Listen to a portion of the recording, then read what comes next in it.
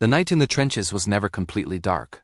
Even when the moon hid and clouds pressed low like heavy wool, there was always a faint silverness in the air, the pale smear of distant flares, the soft glow of the horizon where something always burned, somewhere. Soup. Thin, steamy, uncertain soup. Private Thomas Ellery noticed it before he saw it. He lay under his scratchy army blanket, boots still on, helmet tilted over his eyes. Then came the scent. Boiled onion, maybe. Food in the trenches was like memory, blurry, unreliable, but powerful. A ladle clinked softly against a metal pot somewhere down the line. Thomas opened one eye. "Ration time," came a voice, not loud, but carrying. Ration time did not mean feast. He rolled up slowly, joints stiff as old hinges, and joined the slow shuffle of men toward the field kitchen setup, which was, the cook tonight was Corporal Briggs, who had been a baker back in Manchester. "Don't ask what's in it," Briggs said calmly as he poured. The men chuckled. That was the rule. If it didn't move, smoke strangely, or crunch unexpectedly, it was considered a success. Thomas held out his mess tin. The soup landed with a soft splash. Steam rose like a blessing. He cupped it in both hands, letting the warmth travel into his fingers first. Around him, men did the same. Further down the trench, someone carefully unwrapped a treasure, a chunk of hard bread, square and stubborn. Army biscuit. Thomas had one too, tucked in his pocket. He dipped it into the soup, holding it there long enough for the edges to surrender. The first bite was quiet, soft, bland, perfect. It didn't matter that it tasted mostly of boiled water and faint vegetable ghost. It filled space inside him that cold and fear tried to occupy. Across from him, young Miller spoke between careful sips. "Back home," he said dreamily, "my mum used to make beef stew on Sundays. Thick as mud." "Luxury," Briggs said. "We're on imaginary beef this week." "What's imaginary beef?" Miller asked. "Anything brown floating in water," Briggs replied. They laughed again, low and tired, but genuine. Laughter was seasoning. The trench itself seemed to listen. Sandbags sagged like old pillows. A distant boom rolled like thunder far away. No one flinched. Not during soup. Thomas leaned back against the earth wall and closed his eyes while he ate, letting memory season the meal. He imagined a kitchen window. Back home, food had variety. Here it had purpose. Morning rations were different, harder, drier, more negotiable. Breakfast often meant bully beef, tinned corned beef, packed tight in metal cans that required patience, strength, and sometimes a bayonet to open. It was salty enough to make a man thirsty for hours. But salt meant preservation, and preservation meant life. Some mornings, if luck tilted their way, there was tea. Tea in the trenches was not just a drink. It was morale in a cup, water boiled in blackened kettles, tea leaves tossed in. Men held mugs like sacred objects. They spoke softly then, about home, about food they'd eat. When this is all done. Fried eggs, jam, apples that snapped when bitten. Real butter. One man described oranges so vividly that others closed their eyes to picture the color. The mind could feast where the body could not. Lunch, when it existed, might be cold. Cheese if supplies came through. Often hard and sweating in its wrapper. Supply lines were lifelines, thin threads stretching from farms and factories far behind the lines to these narrow earth corridors. When roads flooded or shells tore the paths apart, meals shrank. Then creativity bloomed. Men traded. A bit of cheese for a biscuit. One evening, Thomas watched two soldiers cook something extraordinary over a tiny hidden flame shielded by helmets. They had found potatoes. Real ones. Small, muddy, slightly sprouting, but potatoes. They sliced them with pocket knives, fried them in a dented tin with a bit of saved fat. The smell drifted like a miracle. Others pretended not to notice. They shared in the end. Of course they did. A single slice each, crisp edge, soft center, earthy, real. For a moment the war faded to the edges of the world. Food marked time differently in the trenches. Not by clock, but by hunger returning. Days blurred, but men remembered meals. The day we had the thick stew. The morning the tea tasted like smoke. Some soldiers kept tiny notebooks, not for battle notes, but for recipes they'd make later. First meal back home, they'd write. Roast chicken, mashed potatoes, apple pie. The future tasted good on paper. Even the bad meals became stories. Like the time a shipment of jam fermented in transit, fizzing when opened. But the body adapts. it learns to accept little. As the months passed, Thomas noticed how quiet men became while eating. No clatter beyond spoons against tins. No complaints beyond ritual jokes. Eating was private, even in a crowd. It was the one moment they focused only on themselves. Night deepened. The field stove dimmed, embers glowing like sleepy eyes. Men returned to their spots, burrowing into coats and blankets, bellies not full, but steadier. Thomas lay back again, helmet tipped low. The taste of onion water soup lingered, gentle and warm. Above, the sky shifted, clouds drifting like slow ships. In the distance, guns muttered, but farther now. His last thought before sleep was not of battle. It was of bread, real bread, tearing open with a soft sigh, steam rising into morning light. And in the quiet trench, surrounded by earth and stars and the faint memory of vegetables, he slept. And if you listen closely, the story keeps walking through mess tins and kettles, through steam and memory, slow enough for dreams to catch up. The night held steady, like a long breath that didn't want to be let out. Somewhere along the trench line, a kettle lid rattled softly in the wind, tapping against metal in a lazy rhythm. It sounded almost like someone knocking on a distant door. No one answered. Most of the men had drifted into that shallow, watchful sleep soldiers learned. Half in dreams, half listening. Thomas floated there too. Sleep in the trenches was never deep. It was more like resting at the edge of a lake, not swimming, just letting the water touch your feet. A new smell slipped into the air just before dawn. Smoke again, but not the harsh kind from shells. This was wood smoke, damp and stubborn, the sort that curled low and clung to fabric. It came from the early shift at the cook station. Breakfast preparations. Breakfast meant hope, measured in ounces. Thomas opened his eyes before he moved. The sky above the trench was turning the pale gray blue of watered milk. Cold lived in the air now, sneaking under collars and into sleeves. Someone yawned. Someone's teeth chattered in a rhythm that almost matched the kettle lid. Tea first, a voice said down the line. Always tea first. Water was hauled in petrol tins that had been scrubbed and scrubbed, but still carried a faint metallic tang. It didn't matter. Once boiled with tea leaves, it became something else entirely. The steam rose thick in the chill. Men appeared from blankets and dugout shadows, mugs in hand like pilgrims approaching a shrine. Thomas wrapped his fingers around his dented cup. The metal bit his skin at first, then warmed. He breathed in before drinking. Tea in the trenches smelled like survival. The first sip was always too hot. Always worth it. Sugar came in precious grains. If you had some, you added it slowly, watching it disappear like treasure sinking into the sea. If you didn't, you drank it strong and pretended bitterness built character. Nearby, Miller blew on his tea. "When I get home," he said, voice still thick with sleep. "I'm having tea in a cup so thin you can see light through it." "Fancy," Briggs muttered. "I'll settle for one without mud on the rim." They sipped in silence after that, watching the morning assemble itself. Breakfast rations followed.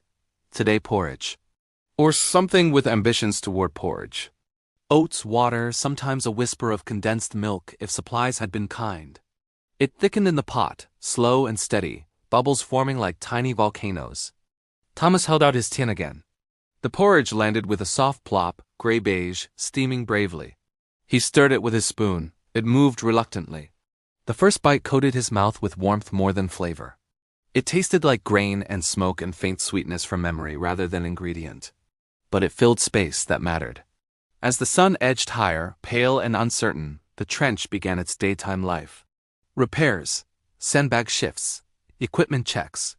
Boots squelching in mud that never quite dried, hunger would return. It always did. Midday often brought the quietest meals. Cold ones. Thomas sat on an overturned crate with his back to the trench wall. He opened his ration pouch with careful hands. Inside, a square of cheese wrapped in wax paper, slightly oily, a biscuit, and a small tin. He pried the tin open with the edge of his spoon. Meat paste. It looked like something between clay and mystery. He spread it onto the biscuit, slow and even, as if presentation mattered. In a way it did. Making food look like food helped the mind accept it. A rat watched from a few feet away, whiskers trembling with professional interest. "Not today," Thomas told it gently. He bit down. Crunch, then soft saltiness. Across from him, an older soldier named Harper unfolded a letter from home while chewing. His wife had written about a pie she baked. Blackberry, Harper read aloud. Crust went golden this time. He closed his eyes as he swallowed. Golden, he repeated, like the word itself was nourishment. Food from home traveled in sentences now. Afternoons sometimes brought parcels, miracles wrapped in brown paper. If a man received one, he became temporarily rich. Socks, tobacco, and sometimes food that had survived the journey. A small cake, dense and sweet. A tin of sardines. Biscuits that crumbled instead of shattered. Sharing was automatic. No one asked. Pieces broke off, passed hand to hand. Even a bite the size of a coin could light a face. Thomas once received a parcel with a tiny jar of jam inside, wrapped in wool to protect it. Strawberry. He and 5 others ate it with spoons, taking turns, scraping the glass until it shone.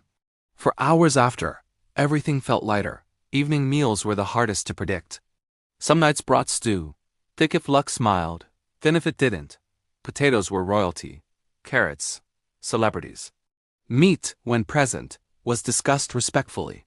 Other nights brought only biscuits and tea again. Yet the ritual stayed the same. Gather, sit, hold warmth, speak softly.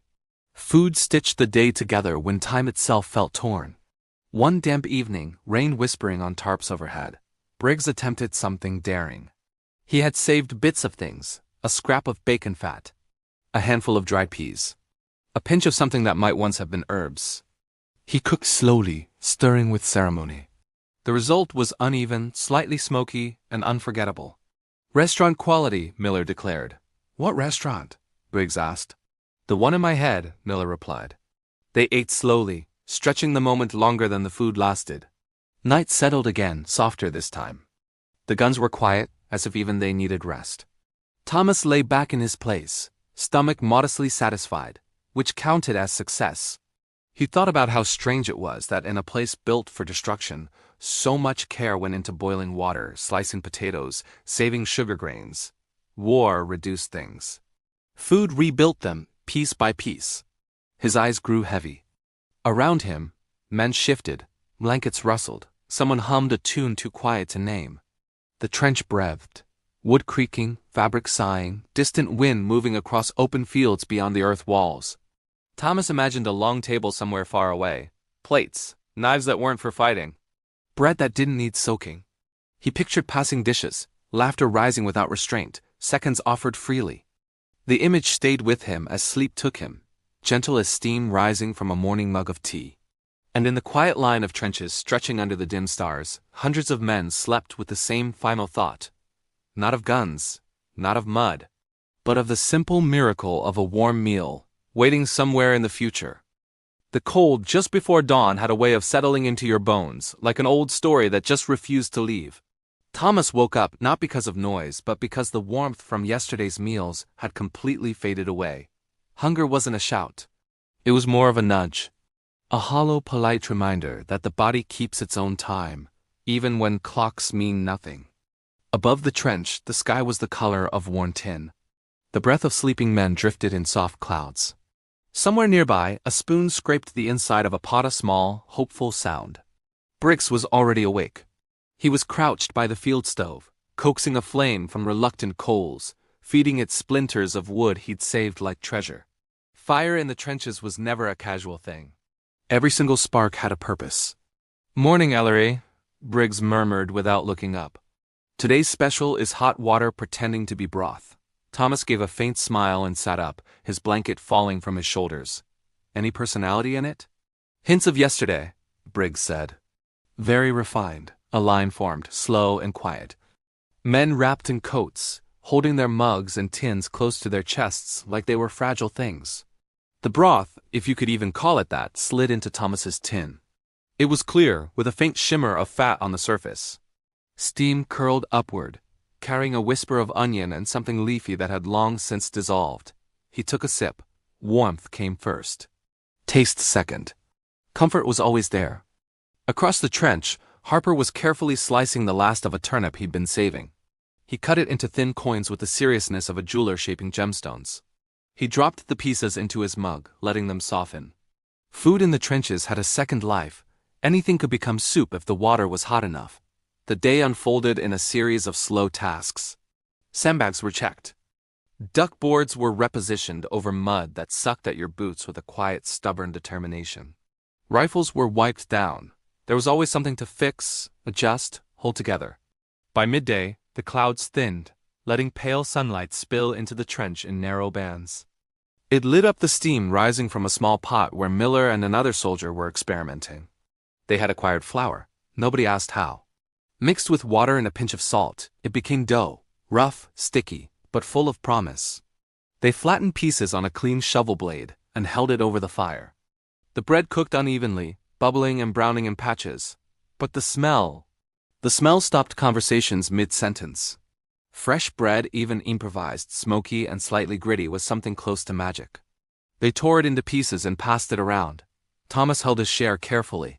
It bent when he pressed it, soft, warm. He didn't eat it right away. He just inhaled first, with his eyes closed. The scent pulled memories forward, like the tide brings shells to the shore. When he finally took a bite, the world narrowed to that single mouthful. Flour, smoke, salt, life. Afternoons often brought a quiet lull. A strange pause where even the war seemed to be catching its breath. Thomas sat with his back to the trench wall, his mess tin empty beside him. He watched a line of ants navigating a crack in the wood near his knee, each carrying crumbs invisible to anyone but them. Even here, something was always gathering food. Near evening, a supply wagon made it through. The news traveled faster than sound. Men gathered as the crates were opened. Inside, tins, biscuits, a sack of potatoes, and rarest of all onions. Real ones. Briggs held one up like a trophy. There were cheers, low but sincere. That night's stew was an event. Potatoes chopped chunky, onions sliced thin, tinned meat added in careful portions. And water, always water, to stretch it far enough for everyone. The pot simmered as dusk deepened. The smell grew richer, layered, full. Men hovered, pretending not to notice. When the stew was finally served, it was thick enough to require real chewing. Each spoonful carried substance, not just a suggestion. Thomas ate slowly, feeling the warmth spread outward from his stomach, a gentle glow against the creeping cold. This, Harper said, is what I'll remember, not the mud. Miller asked. Harper shook his head. No, the sky darkened. Stars blinked into view, faint beyond the drifting clouds. After the meal, the men lingered longer than usual. They talked. Not about battle plans or rumors, but about kitchens, markets, favorite meals. One described fried fish wrapped in paper, eaten by the seaside. Another spoke of lentil soup thick enough to stand a spoon upright. Someone else described mangoes so sweet they dripped down your wrist. Their voices were soft, almost dreamy. Food from home became stories told around invisible fires. Eventually, blankets were drawn up, helmets adjusted as pillows. The trench settled into its night shape again. Thomas lay on his back, his stomach fuller than usual. He thought about how strange it was that among all the machinery of war, so much hope could live in potatoes, tea leaves, bits of flour saved in pockets. Food was proof of tomorrow. His breathing slowed.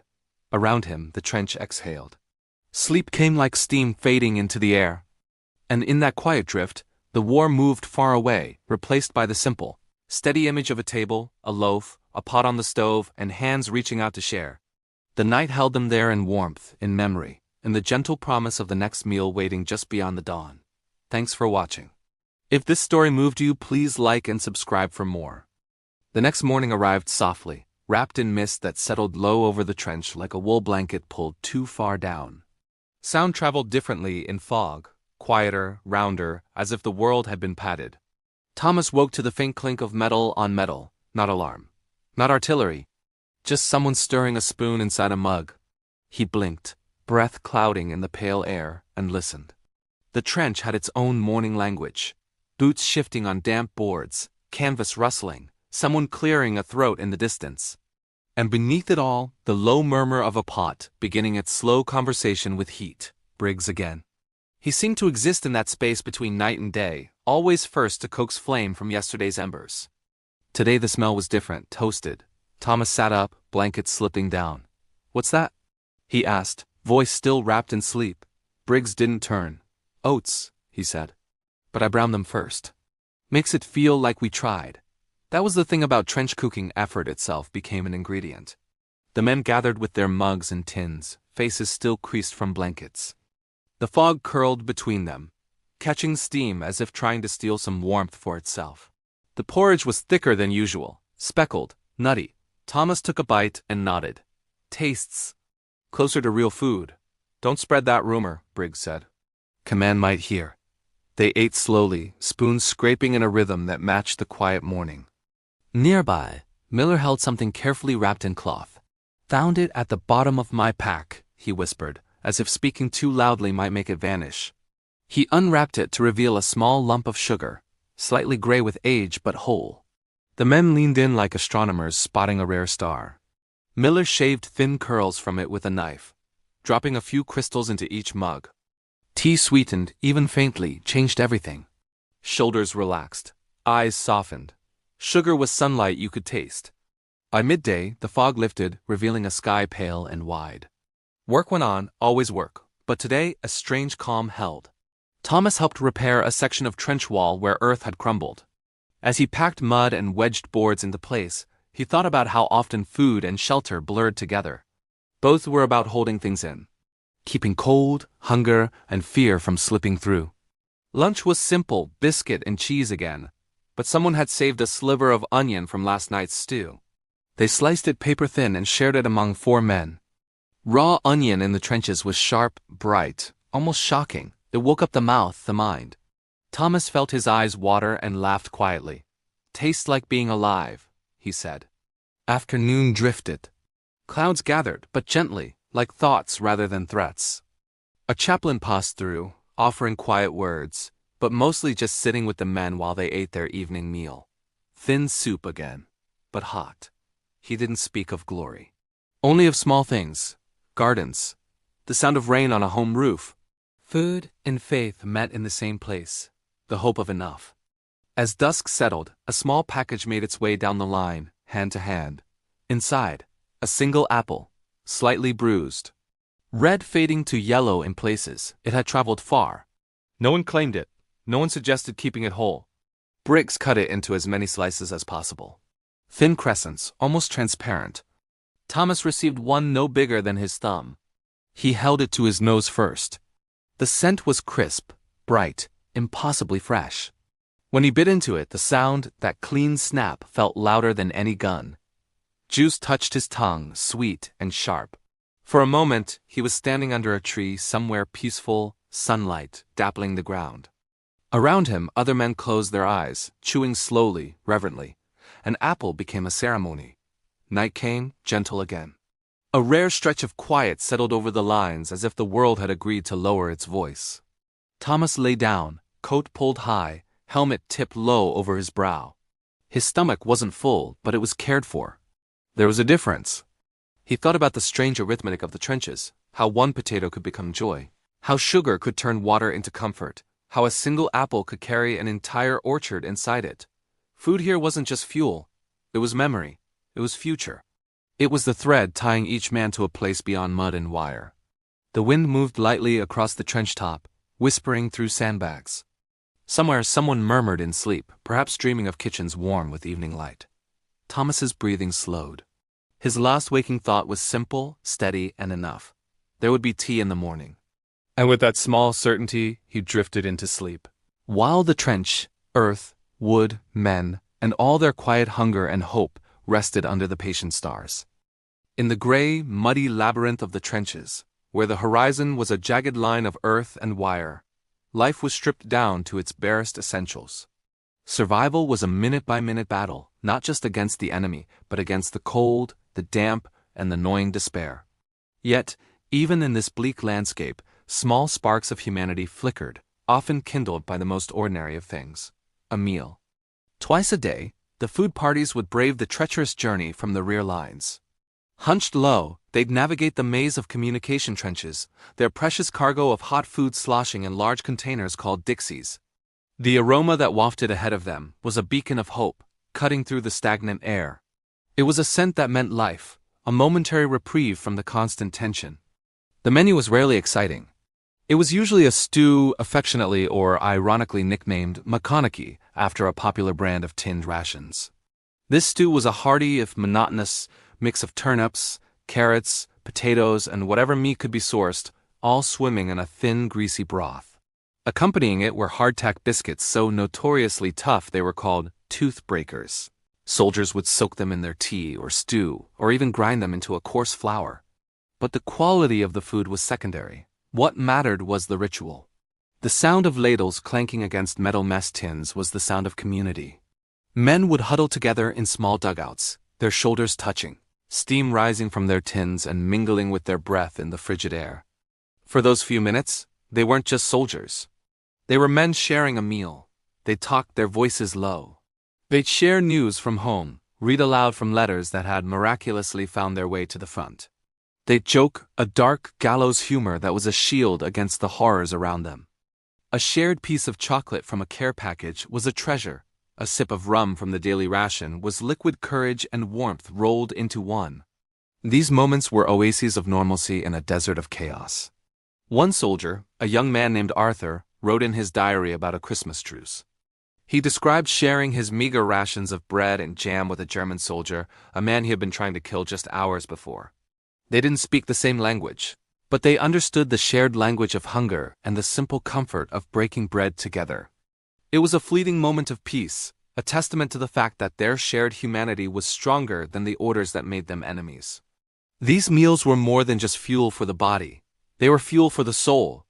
They were a reminder of a world beyond the mud and the wire, a world of kitchens, family dinners, and warm hearths.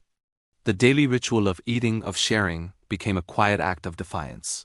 It was a declaration that even in the heart of the most dehumanizing conflict, they were still human.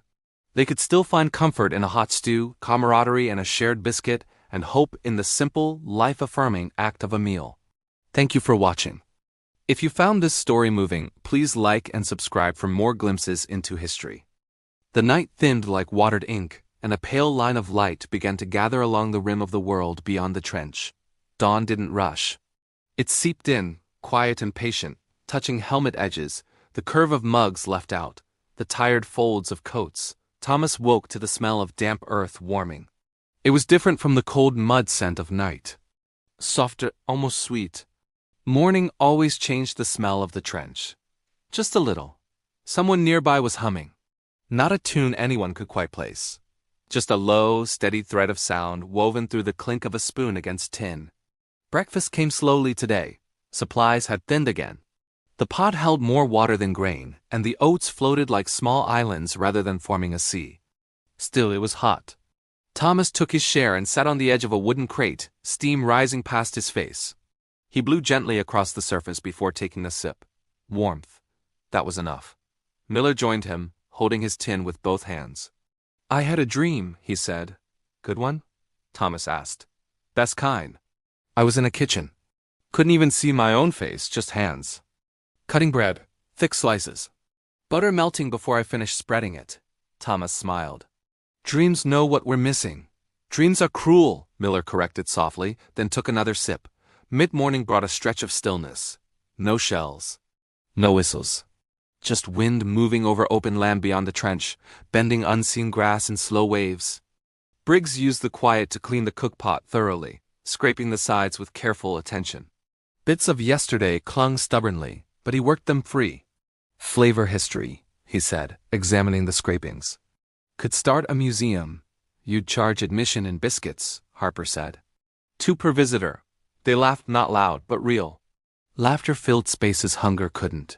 Around noon, a ration cart made it partway through before turning back, but it left behind a small crate. Inside, dried beans. Hard as pebbles, pale and unassuming, but full of promise. They soaked in water for hours, swelling slowly, quietly transforming. By late afternoon, Briggs set them to boil with a bit of salt and a single onion shared between 2 pots.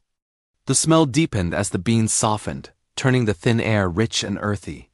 Thomas watched the pot like one watches a sunset, unhurried, certain something good was unfolding. When the beans were served, they were simple, tender, filling. Each spoonful held weight, substance. "This," Harper said, chewing thoughtfully, "sticks with you." "That's the idea," Briggs replied. Evening drifted in gold and gray. Clouds stretched thin, letting a warm light spill across the trench top before fading. Men lingered after eating, slower to retreat to their spots. Someone produced a harmonica, dented, a little off-key, and played a soft, wandering tune. Notes rose into the evening air, gentle and unsure, like smoke from a small fire. Thomas leaned back against the earth wall, belly steadier than it had been in days. He let the music and the aftertaste of beans settle together. Food and sound, both carrying something from another world. As darkness grew, the temperature dropped again, but the memory of the meal held warmth a little longer than usual. Thomas lay down, coat pulled close. Above, a single star appeared, then another. He thought about the journey of those beans, grown in soil somewhere peaceful. Harvested, dried, packed, shipped, hauled, carried, cooked here, in a trench carved by war. Life traveling strange roads. His eyes grew heavy. Around him, breathing slowed into the rhythm of sleep. The trench, for a moment, felt less like a scar on the land and more like a long, narrow room where tired men rested after a long day's work. Somewhere near the cook station, the pot cooled, metal ticking softly as it gave up the day's heat. Tomorrow, it would warm again. Tomorrow, water would boil. Tomorrow, something thin or thick, plain or surprising, would be shared. And with that steady, simple certainty, Thomas slipped into sleep, carried by the quiet truth that as long as fire could be coaxed from coals and hands could hold a cup, the line between despair and hope remained no wider than the rim of a mess tin. The night breeze wandered low along the trench, cool but not unkind, slipping through loose threads and uniforms and stirring the edges of tarps with a sound like distant waves. Thomas slept, then surfaced from sleep the way a diver rises slowly, gently, without breaking the surface all at once. For a moment, he didn't remember where he was. Then he smelled it. Wood smoke. Not sharp, not urgent. Just steady. Domestic, almost. He opened his eyes to the dim blue of early dawn. The trench walls loomed on either side, but the sky above held a soft gradient of light, like milk poured into tea. Briggs was already awake, as if sleep only borrowed him briefly each night. Today he was toasting something. Thomas pushed himself upright, curiosity stronger than stiffness. "What's burning?" he asked. "Not burning," Briggs corrected. "Improving." In his hands was a biscuit, split and held close to the fire until its edges darkened slightly. Toasted biscuit. It smelled warmer, deeper, almost nutty. "Changes everything," Briggs said, handing it over. Thomas took a bite. The texture shifted, still firm, but less stubborn. The warmth released a flavor that had been hiding all along. "Feels like cheating," Thomas said. "We take our victories where we can," Briggs replied. Tea followed, strong and plain, but the toasted biscuit made it feel like a proper breakfast rather than a negotiation with hunger. The morning passed under a pale sky. Work watch, waiting! The familiar rhythm. Around midday, a quiet exchange happened a few spots down. Harper had received a parcel weeks ago and saved one last treasure, a small tin of golden syrup. He opened it carefully, the lid bending back with a soft pop. Inside, the syrup shone amber in the light, thick and slow-moving. He dipped the tip of his knife in and let a drop fall onto each man as biscuit piece. Just a drop. Thomas held his biscuit like something fragile, watching the syrup soak in. He tasted it, sweet, deep, almost floral. It coated his tongue and stayed there, warm as sunlight. No one spoke for a moment. Some flavors asked for silence. Afternoon clouds rolled in, soft and layered. A light wind brushed the trench top, carrying the scent of distant grasslands. Thomas found himself thinking about fields, not battlefields, but real ones. Wheat bending under wind. Rows of vegetables, orchards in bloom. Food started there, in quiet places untouched by this noise. By evening, the air turned colder again. Supper was simple broth with a handful of shredded cabbage floating through. The leaves softened, turning silky, catching the light like green ribbons. Thomas ate slowly, feeling the warmth travel outward, pushing back the chill. "You ever notice," Miller said quietly, "how we talk about meals like they're holidays?" "They are," Harper said. Night gathered, deep and calm. "No shelling tonight. Just stars, more than usual, scattered bright and sharp above." Thomas lay back, his helmet tipped over his eyes. His stomach wasn't full, but it carried layers now: oats, toast, syrup, broth, a day told in tastes. He thought about how food marked survival in gentle ways. Not grand victories. Not banners. Just another sunrise met, another pot warmed, another crumb shared. The trench around him creaked softly as wood settled. Someone nearby murmured in sleep, maybe naming dishes from long ago. Thomas felt himself drifting again. In his mind, a table appeared, not fancy, not grand, just sturdy wood. Steam rising from a pot. Bread torn by hand. Voices overlapping, no hurry. He realized that was what they were really carrying here, more than rations. They were carrying the memory of sitting together without fear. And as long as they could still picture that, as long as a biscuit could be toasted, syrup shared, beans boiled, the thread to that world stayed unbroken. The wind moved once more along the trench, gentle as a hand smoothing a blanket. Thomas's breathing deepened. Tomorrow would bring tea again. And that was enough to rest on as the stars held their quiet watch and the earth, scarred but steady, kept them through the night. Thank you for listening. If this story moved you, please consider sharing it and subscribing for more content that finds humanity in history. Dawn arrived like a whisper laid over the world, pale and cool, softening the hard edges of the trench for just a little while. Thomas woke to the sound of rain, not heavy, just a fine drizzle tapping lightly on canvas and helmet steel. It made the trench feel smaller, closer, like a long, narrow roof that had seen better days. Rain changed everything and nothing. Mud thickened, boards slickened, sleeves dampened, but the meat for breakfast remained steady as ever.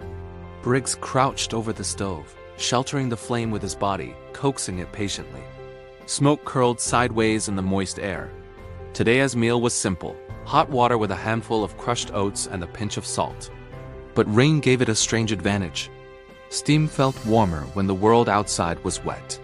Thomas held his tin under his nose first, letting the heat brush his face.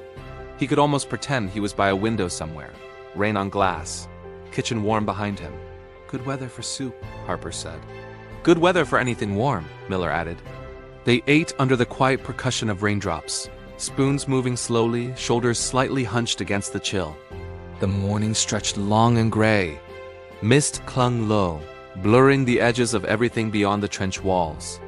The world felt reduced to this narrow strip of earth, these men, this pot, this moment.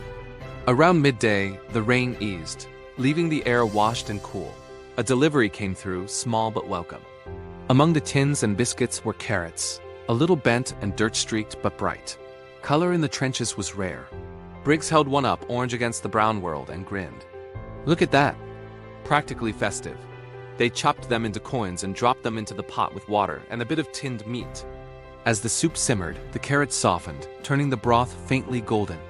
Thomas watched steam rise, carrying that sweet, earthy smell that only root vegetables have, like the scent of soil warmed by sun. When he took his first spoonful, the carrot was tender, almost buttery. He chewed slowly. Feels like a proper meal, he said. Careful, Briggs replied. You'll get standards. Afternoon light broke through the clouds in thin beams, catching on puddles and turning them briefly into mirrors. For a few minutes, the trench didn't look like a wound in the earth, but a place where light visited, curious and passing. Men spoke quietly of gardens then, of digging potatoes, of pulling carrots from soil and brushing them clean on trousers before biting in. Food stories grew softer in the rain-cleared air. Evening brought clear skies, sharp and cold. The temperature dropped fast, but bellies held the day's warmth a little longer thanks to the carrots. Thomas wrapped his coat tight and lay back, helmet under his head. Above him, stars returned, bright and scattered like spilled salt. He thought about how food here was never just taste. It was color in a brown world, warmth in a cold one. Proof that somewhere, seeds still grew quietly in soil far from gunfire. Around him, breathing slowed as men settled into sleep. A few murmurs drifted, half-formed dreams about kitchens, fields, markets, tables. Thomas closed his eyes. In his mind, rain tapped on a window, but inside was light and a pot simmered gently, and someone called that supper was ready. That image carried him under, soft and steady. And the trench, wrapped in night and starlight, held its quiet line of sleeping men. Each one carried not only by exhaustion, but by the simple memory of food shared warmth held, and the promise that morning would come again, with water to boil and cups to fill. Morning came silver and still, the air so calm it felt like the world was holding something fragile. Thomas woke before the sounds today. No spoon, no kettle yet. Just the faint rustle of fabric as someone turned over nearby. For a moment there was only quiet, then, softly, the strike of a match. A small flare of orange bloomed in the gray dawn, cupped carefully in Briggs's hands. He fed it a curl of paper, then a sliver of wood. Flame caught, hesitated, then settled into a steady glow. Fire was always a beginning. Water went into the pot. The familiar hollow slosh echoed like a promise. Thomas sat up, pulling his coat tighter, watching steam begin to thread upward into the cool air. Today there was barley, not much. Just enough to scatter across the pot's surface like tiny pebbles before they sank. Barley took time. It swelled slowly, softening, turning the water cloudy and rich.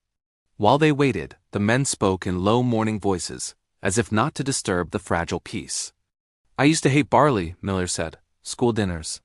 Sticky stuff," Thomas smiled. "Funny how things change. Out here," Harper said. "Anything that takes effort to chew feels like a gift."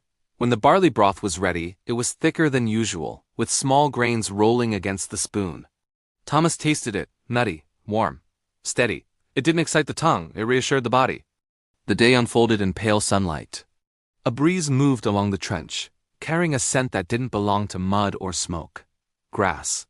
Somewhere beyond sight, fields still lived. At midday, Thomas found a scrap of paper in his pocket, the corner of a letter long folded. On the back, he'd once written a list. Meals for later. He read it again. Fresh bread, butter, eggs, stew with herbs, apples, tea in a real cup. The list felt less like fantasy and more like a map. Afternoon passed with small tasks, but lighter somehow. The barley had settled deep, holding hunger at bay longer than usual. As evening approached, clouds gathered again, but thin, streaked gold by the lowering sun. Dinner was plain. Biscuits softened in hot water with a bit of salt. A humble meal. But they ate it together, close, shoulders almost touching. Afterward, no one rushed to sleep. The sky burned briefly in colors the trench rarely noticed. Pink, amber, soft purple, reflected in puddles along the boards. For a few minutes, it was beautiful. Thomas leaned back and let the last warmth of the day rest on his face. "You think," Miller said quietly, "we'll remember the taste of all this?" Thomas considered. "Maybe not the taste," he said. "But the feeling, the warmth," Harper added. "The sharing," Briggs said. Night settled, gentle as a blanket pulled up slowly. Thomas lay down, hands resting over his coat, belly not full but grounded. The barley's warmth lingered, a quiet anchor inside him. Above, stars emerged one by one. He thought about how every meal here was small, simple, often plain. But each one said the same thing in its own way. "You made it to today. Tomorrow we try again." His breathing slowed. Around him, the trench softened into sleep, wood creaking, fabric whispering, distant wind brushing the unseen land beyond. Somewhere near the cook fire, the pot cooled with soft ticking sounds like a clock counting gentle seconds. Thomas drifted under with the steady image of steam rising in morning light, a cup warming his hands and voices nearby, low and calm. And in that narrow line of earth, under the patient stars, hunger rested for a while, and so did hope. The night thinned toward morning like breath fading on cold glass. Thomas stirred before waking fully, aware first of the absence of wind. The air sat still in the trench, quiet as a held thought. Even the usual creaks of wood and shift of canvas seemed hushed, as if the world had decided to move more gently. Then came the sound he'd learned to trust more than any other, water being poured, a soft, hollow rush into metal. He opened his eyes. The sky above was pale pearl, clouds stretched thin like worn cloth. Briggs knelt by the stove again, shoulders rounded, hands steady. A faint glow pulsed in the firebox, coals coaxed back to life. Today there was something extra. A handful of dried herbs. No one quite knew where they'd come from, crushed between fingers and dropped into the pot. The smell lifted almost immediately. Green. Fragrant. Alive. Men lifted their heads from blankets like flowers turning toward light. "Smells like a garden," Miller murmured. Briggs shrugged. Close enough. The morning broth tasted different. Still thin, still simple, but the herbs gave it a brightness that surprised the tongue. Thomas sipped slowly, letting the flavor spread. For a moment, the trench walls faded, replaced by a patch of sunlight, soil under nails, leaves brushing hands. Amazing what a leaf could do. The day unfolded under high, pale clouds. A quiet stretch again, no thunder from afar, no urgent calls, just the steady work of keeping things in place. Around midday, Harper sat beside Thomas with a small cloth bundle. "Last of it," he said. Inside were tea leaves, proper ones, dark and curled. He brewed them carefully, longer than usual, letting the water deepen in color. They passed the mug between them, each taking a slow sip. Real tea had weight, a depth that settled behind the eyes, easing something tight. Afternoon sunlight broke through, warming helmet tops, drying damp patches on coats. A rare softness drifted through the trench. Thomas watched dust motes spin in a shaft of light near the cook area, rising and falling like tiny planets. Dinner came early, a thin stew, but with barley left over from yesterday, thickened just enough to feel substantial. They ate in near silence, not from sadness, but from that calm that comes when the body and moment briefly agree. Afterward, someone found a stub of candle and lit it in a sheltered nook. Its glow was small, golden, steady. Men gathered close without thinking. Faces looked different in candlelight, softer, younger somehow. Shadows gentled the hard lines. "Feels like a kitchen," Miller said quietly. "No roof," Briggs replied. "Stars will do," Harper said. Above them, evening deepened into a wide, clear night. Stars scattered bright and countless, more than seemed possible. Thomas lay back once more, helmet under his head, coat pulled tight. His stomach held the quiet warmth of barley and broth. His hands still remembered the heat of the mug. He thought about how strange and simple it was, that survival here depended not just on strength or luck, but on boiling water, on sharing leaves and grains and crumbs, on the stubborn act of making food in a place built to unmake things. His eyes grew heavy. The candle flickered out, a thin curl of smoke rising and disappearing into night. Around him, breathing slowed, blending with the soft sigh of wind brushing the trench top. Tomorrow there would be another fire to coax awake, another pot. Another small gathering of men holding warmth between their hands like a fragile treasure. And as sleep carried him under, Thomas held one steady thought. Simple and sure, as long as something could be cooked, something could be hoped for. The stars kept their quiet watch and the trench carved deep into the earth rested. Not empty, not defeated, but filled with the gentle, enduring rhythm of hunger met warmth shared and morning always waiting just beyond the dark. A thin mist lay over the trench at first light, turning the world soft around the edges, like a memory not yet fully formed. Thomas woke slowly, aware of warmth before anything else. Not from the air was cool, but from the place inside where last night's stew still lingered, quiet and steady. He lay still for a moment, listening, a boot shifting, cloth brushing wood. And then, as reliable as sunrise itself, the small metal whisper of a lid being lifted from a pot. Briggs again, moving in that gentle, unhurried way that made mornings feel less like beginnings and more like continuations. Today the fire caught quickly. Dry wood for once. Flame rose, clear and eager, and the kettle began its low murmur. Thomas sat up, rubbing his hands together, watching steam thread upward into the pale air. The sky above was washed in soft blue, clouds stretched thin like breath on glass. Breakfast was simple tea and a bit of soft new biscuit, but Briggs had crushed a few beans from last night into the water first, letting them lend a faint earthiness to the brew. "Bean tea," Miller announced. "Very fashionable." "Continental," Harper added. Thomas smiled and sipped. It tasted faintly nutty, warm, grounding. Morning tasks passed under gentle sunlight. The trench dried a little, boards less slick, mud less eager to claim boots. At midday, Thomas helped carry a small sack from a supply drop. Inside were lentils, tiny, round, unassuming.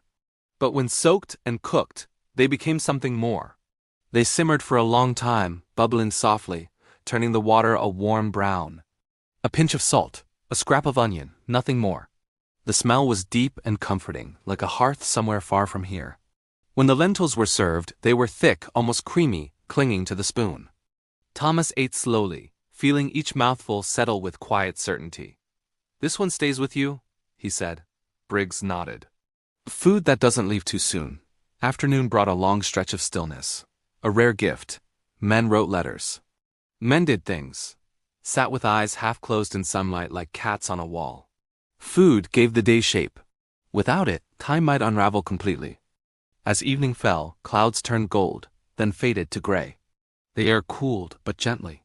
Supper was the last of the lentils, thinned with water, stretched but still carrying flavor. Afterward, no one hurried to lie down. Someone began telling a story about a bakery back home, early mornings, flour in the air, the smell of loaves turning golden in the oven. The men listened like it was music. Thomas closed his eyes, not sleeping yet, just letting the picture form. Hands dusted white, heat from the oven, bread cracking softly as it cooled. The trench around him seemed to fade, replaced by warmth and light and the quiet rustle of paper bags. When darkness fully settled, he lay back at last, coat pulled close. Above, stars blinked into life, patient and bright. His stomach held lentils, beans, tea, small things, simple things, but enough to anchor him to the earth. He understood now that food here wasn't about fullness. It was about continuity. Proof that yesterday flowed into today, and today would reach tomorrow. His breathing slowed. Around him, the trench settled into sleep once more, wood sighing, canvas shifting, the soft chorus of men at rest. Somewhere near the stove, the pot cooled with tiny clicks, like distant footsteps fading down a long hall. And as Thomas drifted under, he carried with him the quiet, enduring truth that in this narrow ribbon of earth, among mud and stars, life persisted in the smallest, warmest ways, in boiling water, shared spoons, and the gentle promise of another meal waiting with the dawn. The sun creeps over the shattered horizon, painting the mud and ruin in a pale, fragile light. Another day in the trench. Down here, time isn't measured in hours, but in the gnawing ache of hunger and the shivering cold that seeps into your bones. The air is thick with the smell of damp earth and fear, a constant companion in this world of wire and craters. But even here, in this bleak landscape, small moments of humanity refuse to be extinguished. This morning it was an apple, just one. Private Harris, a kid barely old enough to shave, pulled it from his pack. It was bruised, a little soft, but to us, it was a treasure. He sliced it with his bayonet, the crisp sound cutting through the tense silence. He passed the first piece to Miller, whose hands wouldn't stop shaking, then one to me. Holding that slice, I didn't see a simple piece of fruit. I saw an orchard back home, smelled the autumn air, felt the sun on my face. For a fleeting second, I wasn't a soldier huddled in the mud. I was just a man, remembering a life I hoped to see again. We ate in silence, each of us lost in our own memories, our own small pockets of peace. That single apple, shared among brothers, was more than just food. It was a lifeline, a shared promise that we were still here, still human. Later, as the light began to fade and the evening chill set in, another small miracle occurred. Sergeant Davies managed to get a small fire going in a discarded biscuit tin. He'd hoarded a few bouillon cubes for weeks.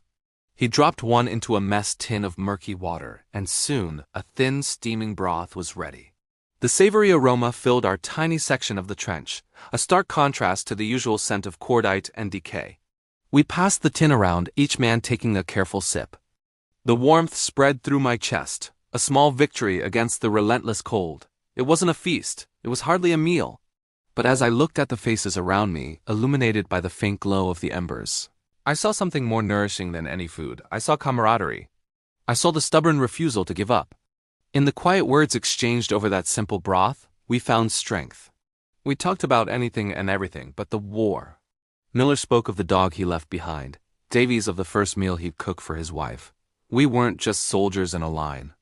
We were men, bound together by a shared struggle and the simple, profound act of sharing what little we had. These moments are our true rations. An apple in the morning, a sip of broth at night. They are small acts of defiance against the overwhelming despair. They remind us that even when the world is consumed by darkness, a flicker of light, a glimmer of hope, can be found in the kindness of a friend. It's in these shared scraps of food and fleeting moments of peace that we find the will to face another dawn. It's what keeps us going. It's what reminds us that we are fighting for more than just a patch of ground. We are fighting to get back to a world where sharing an apple is just that, and nothing more. Thank you for watching. If this story resonated with you, consider subscribing for more reflections on the human spirit. Stay safe and cherish the small moments. The stars faded one by one, like lamps being turned down in a quiet house, and the sky eased toward morning again. A faint breeze moved along the trench, carrying the smell of damp wood and cooled ash. Thomas woke slowly, wrapped in that soft space between sleep and day where thoughts drift gently and nothing yet asks anything of you. Then came the sound, a soft bubbling. He opened his eyes and smiled faintly. Briggs had the pot going early. Today there was something new in it, a handful of cracked wheat someone had traded for days ago and finally brought out. The grains rolled and bumped gently in the simmering water, swelling, releasing a warm, bready scent. The men gathered, quieter than usual, drawn in by that familiar comfort of steam rising in cold air. Thomas held his tin close as the cracked wheat porridge was ladled in. It had more texture than oats, small soft pieces that gave the mouth something to notice. He took a bite, nutty, mild, filling. Feels like breakfast should, he said. Stick to your ribs, Harper agreed. They ate slowly, shoulders nearly touching, breath mingling with steam. Morning passed under a pale blue sky. The trench seemed almost peaceful in the gentle light, as if it had forgotten briefly what it was meant for. At midday, Miller discovered a small surprise at the bottom of a ration bag, a handful of raisins. Wrinkled, dusty, but real. He poured them into his palm and stared, grinning like he'd found coins. They divided them carefully. Thomas received 3. He chewed one slowly. Sweetness burst through deep and concentrated, like sunlight stored away. Little pieces of summer, he murmured. Afternoon drifted by in a long, quiet stretch. No shells, no shouted orders. Just wind combing the land beyond the trench and the soft clink of tools. Food gave the hours gentle markers. Without it, time might dissolve into one long blur of mud and sky. As evening fell, clouds rolled in, heavy but calm. Supper was thin stew again, stretched wide with water, but Briggs added the last of the cracked wheat, giving it body. Steam rose thick, curling in the cool air. They ate with slow, steady movements, the rhythm of spoons against tin like a quiet heartbeat. Afterward, no one spoke much. The day had been gentle, and the quiet seemed worth keeping. Thomas lay back, helmet under his head, coat pulled close. His stomach held warmth layered through the day, wheat, raisins, stew. Small things, enough things. Above, clouds parted just enough for a few stars to show, blinking through like distant watchfires. He thought about how food here was never grand, never plentiful, but always shared. Each meal was like a small promise repeated, you are not alone here. His breathing slowed. Around him, the trench settled into sleep once more. Wood creaking, canvas whispering, the low murmur of men drifting into dreams. Somewhere near the cook fire, the pot cooled with soft ticking sounds. Tomorrow it would warm again. Water would boil, grains would soften. Hands would gather around steam rising into morning air. And with that simple, steady rhythm carrying him, Thomas drifted under, held by the quiet certainty that as long as something could be cooked, something could be hoped for, and that hope, like warmth, passed best from hand to hand. Morning arrived pale and patient, spilling along the trench like a quiet tide. Thomas stirred slowly, feeling the lingering warmth of last night's meal settle deep in his stomach. The air was cool but soft, carrying the faint scent of wet earth and smoldering coals. Somewhere near the stove, water hissed as it met heat. Briggs was already at the fire, crouched low over the small blaze, stirring a pot with careful precision. Today's surprise. A few dried peas, soaked overnight, now pumping gently in the bubbling water. The smell was earthy, rich, almost sweet in the chill morning air. Men gathered slowly, drawn by the aroma. Their movements were quiet, respectful, as if acknowledging that even small things could carry meaning here. Thomas received his tin and spooned a portion of the peas into it. The first bite was soft, yielding beneath his teeth, warming him from the inside out. The taste was subtle, almost plain, but it reminded him of home gardens, of sun on soil, of life continuing quietly elsewhere. Simple but good, Miller murmured. Better than yesterday's biscuits. Better than most things out here, Harper added, eyes distant, savoring the warmth. The morning passed with steady, gentle work, repairing boards, shifting earth, keeping watch. The sun peeked occasionally through high clouds, brushing warmth onto shoulders and faces. Even in the monotony of the trench, the meals gave rhythm to the hours, marking the passage of time in bites and sips.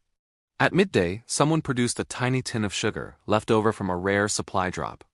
Briggs stirred a small spoonful into the pot, sweetening the peas just enough to lift their humble flavor. The difference was astonishing, sweetness transforming simple sustenance into a quiet pleasure. Afternoon lingered. Men washed their hands, mended clothes, and shared stories quietly, leaning into the rhythm of food and warmth. Thomas thought about how survival here wasn't measured by victories or lines held but by the simple acts. Boiling water, sharing spoons, passing warmth from hand to hand. Evening arrived soft and pale, clouds stretching across the sky in muted colors. Supper was the last of the pea stew, thickened slightly with leftover grains, each mouthful a small comfort. After the meal, the men lingered near the dying coals, sharing the last of a small loaf that had been carefully rationed, crust warmed over embers until golden. Thomas held his peace, chewing slowly, savoring the warmth and companionship it represented. Night fell clear and wide. Stars scattered across the sky, blinking faint and patient. Thomas lay back, helmet under his head, coat pulled tight. The trench around him settled into silence, wood creaking softly, canvas whispering in the light wind. He thought about how food here carried more than taste. It carried memory, hope, continuity, the quiet promise that the next day would come, that another spoon could be shared, that life persisted in small, steadfast ways. His eyes grew heavy. Breath slowed. The pot near the fire cooled with gentle ticking sounds, and the trench seemed to hold its collective breath. Tomorrow, there would be more water to boil, more grains to soften, more small treasures to share. And with that simple certainty, Thomas drifted into sleep, carried by warmth, flavor, and the steady, enduring rhythm of life in the trenches. A rhythm measured not by battles fought, but by meals shared and hope held quietly, spoon by spoon, day by day.